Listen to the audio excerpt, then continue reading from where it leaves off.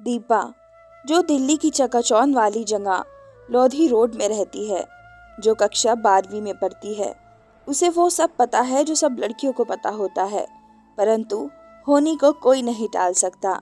दीपा और उसकी सहेलियां घर से स्कूल करीब 2 किलोमीटर कभी पैदल तो कभी बस के द्वारा जाती हैं।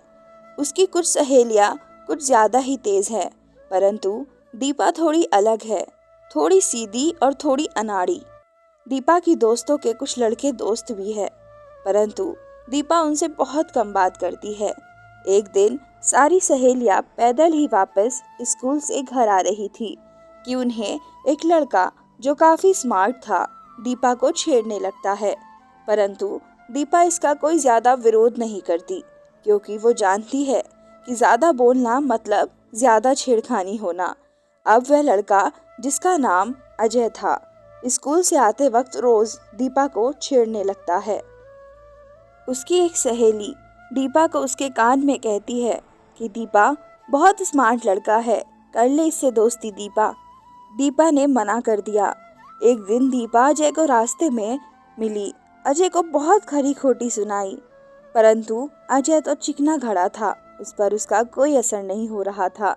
एक दिन दीपा अकेली स्कूल से घर आ रही थी कि अचानक अजय ने आकर दीपा को प्यार का इजहार किया, परंतु दीपा ने हंसकर टाल दिया। शायद दीपा को भी अजय पसंद आने लगा था और दीपा के अंदर भी प्यार के अंकुर फूटने लगे थे। एक दिन दीपा ने भी अजय के प्यार का जवाब हाँ में दे दिया और दीपा अजय की ओर तेजी से आकर्षित होने लगी।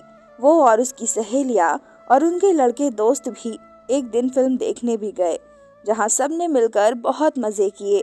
सब कुछ ठीक ठाक चल रहा था। अब दीपा काफी कुछ बातें अजय को बताने लगी थी।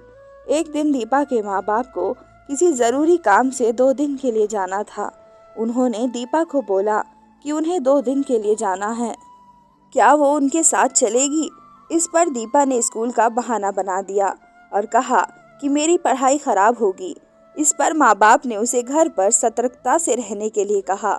दीपा ने ये बात अपने दोस्त अजय को बता दी कि घर में 2 दिन मम्मी पापा नहीं हैं। अजय को और क्या चाहिए था, वो तो इसी फ्राक में घूम रहा था। जैसे ही दीपा के माँ बाप घर से निकले और उसके 1 घंटे के अंदर अजय दीपा के घर आ गया। अब घर में एक भौरा और एक फूल था। दोनों ने एक दूसरे का रसपान किया, क्योंकि जहाँ आग और घी होगा तो आग का भड़कना तय ही होगा। बात आई गई हो, परंतु अब अजय के हौसले और बुलंद हो गए। अजय दीपा को हर दूसरे दिन तंग करने लगा। कभी उससे शादी की बात करता तो कभी उससे दूर कहीं जाने की बात करता, और दीपा उसके प्यार में इतनी अंधी हो गई कि एक दिन दीपा ने अपने घर की दहलीज को पार कर अजय के साथ कलकत्ता भाग गई। जब शाम तक दीपा घर नहीं आई, तब दीपा के घर वालों ने दीपा की मिसिंग रिपोर्ट पुलिस में करवाई। पुलिस ने दीपा के घर वालों को कहा कि आप पहले दीपा के दोस्तों से बात करो, परंतु दीपा के दोस्तों ने इस पर कुछ न बोला और कहा कि उनको इस बारे में कुछ नहीं पता। जब तक तो दीपा और अजय कहां से कहां पहुंच चुके थे। 1 महीना अजय ने दीपा के साथ रंगरलियां मनाई और उसके बाद दीपा को किसी दलाल के हाथों बेच दिया, जिसका शायद दीपा को भी अंदाजा नहीं होगा कि अजय उसे किसी को बेचकर देह व्यापार में धकेल देगा। दीपा के माँ बाप अंधेरे में ही तीर चलाते रहे और यहाँ दीपा को देह व्यापार के लिए जबरदस्ती की जाने लगी। जब वो इसके लिए तैयार नहीं हुई तो उसके साथ बहुत अमानवीय व्यवहार किया जाने लगा। उसे कई कई दिन खाना न देते और पीटना पड़ता था। उसे ऐसी जगह बंद कर दिया गया जहाँ पर केवल वे लेट सकती थी। शायद उसकी आवाज़ भी बाहर नहीं निकल सकती थी। यहाँ पुलिस रेड मार रही थी, परंतु दीपा का सुराग नहीं मिल पा रहा था। दीपा को रोज रोज पिटना और खाना ना मिलना, उसकी हालत बहुत खराब हो चुकी थी। दीपा एक अच्छी खासी सुंदर लड़की बिल्कुल हड्डियों का ढांचा बनकर रह गई थी। अब वह धीरे धीरे टूट रही थी और उसको यही अपना भाग्य अब नजर आने लगा था। अब उसे लगा कि गलती उसने की थी, भुगतना भी उसी को पड़ेगा। धीरे धीरे परिस्थितियों से जूझने वाली दीपा अब इस धंधे में जाने को तैयार हो चुकी थी। अब उसे डेली ग्राहकों के सामने जाना पड़ता, परंतु अब उसका पिटना लगभग समाप्त हो चुका था और खाना भी मिलने लगा था, परंतु उस पर बहुत देख रेख रखी जाती थी। धीरे धीरे उसने अपना विश्वास स्थापित किया।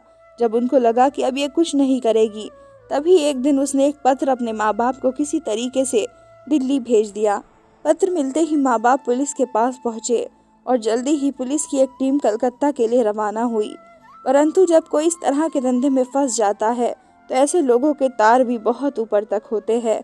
रेड की खबर उन लोगों के पास पहले ही पहुंच गई और दीपा को तुरंत ऐसी जगह छुपा दिया गया जहां दीपा को खोजना नामुमकिन था, अर्थात एक बहुत बड़े आदमी के घर, जहां किसी को शायद यह अनुमान भी ना होगा कि दीपा को उधर भी छिपाया जा सकता था।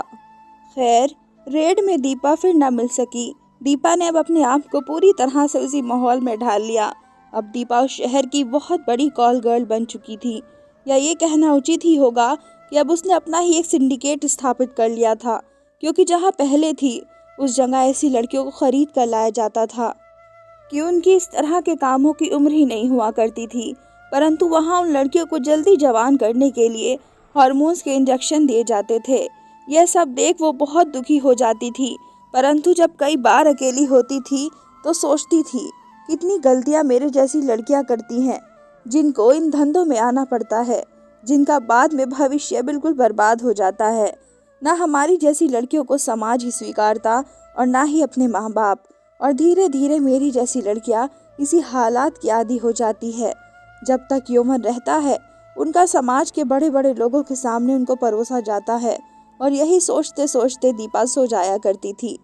एक रोज पुलिस की रेड में दीपा भी पकड़ ली जाती है, परंतु पुलिस उसको उसके घर का पता पूछती है तो पुलिस को कहती है कि उसका दुनिया में कोई नहीं है, क्योंकि उसे यह लगा कि मेरे माँ बाप मेरे कारण समाज में मुंह दिखाने योग्य नहीं रह जाएंगे। शायद घर वालों की बात को ना मानना और गलत राह पर जाना किसी लड़की के लिए कितना बड़ा अभिशाप बन जाता है। उम्मीद करती हूँ आप सबको मेरी ये कहानी पसंद आई होगी।